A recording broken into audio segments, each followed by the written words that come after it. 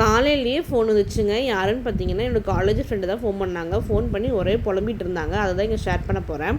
என்னன்னு பார்த்தீங்க அப்படின்னா, என் ஃப்ரெண்டோட வீட்டுக்காரர் கூட பிறந்தவங்க ஒரே ஒரு தங்கச்சி தான். 2 பேர் தான் இருக்காங்க. எங்கள் மாமியார்கிட்ட நான் ஒரு விஷயம் சொல்கிறேன். ஆனால் அது தப்புன்னு சொல்கிறாங்க. ஆனால் அதே தான் அவங்க பொண்ணும் செய்கிறாங்க. அது கரெக்டுங்கிறாங்க. இது எப்படி நியாயம் அப்படிங்கிற மாதிரி ஷேர் பண்ணியிருந்தாங்க.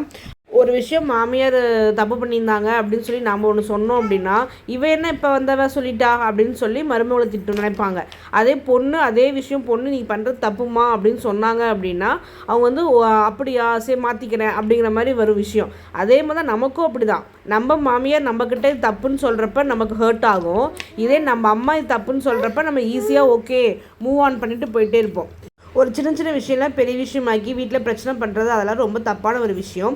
இப்போ நம்ம என்ன பண்ணலாம் அப்படின்னா, உட்காந்து பேசுங்க. எதுவும் மனஸ்தாபம் இருந்தாலும் ஏமா நான் சொல்கிறப்ப தப்புன்றீங்க, அவங்க சொல்கிறப்ப கரெக்டுங்கிறீங்க அத்தை, அந்த மாதிரி உட்காந்து பேசினா எல்லாமே சரியாயிடும்.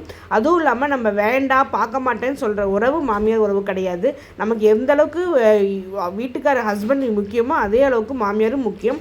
நம்ம அம்மா எந்த அளவுக்கு முக்கியமோ அந்த லெவலில் பார்க்கலனா கூட அதுக்குன்னு ரொம்ப நம்ம வந்து வேண்டான்னு ஒதுக்கக்கூடாது. அதனால் என்றைக்குமே பெரியவங்க நம்ம வீட்டில் இருந்தால் என்றைக்கும் நமக்கு தான் பாசிட்டிவ் திங்கிங் இருக்கும்.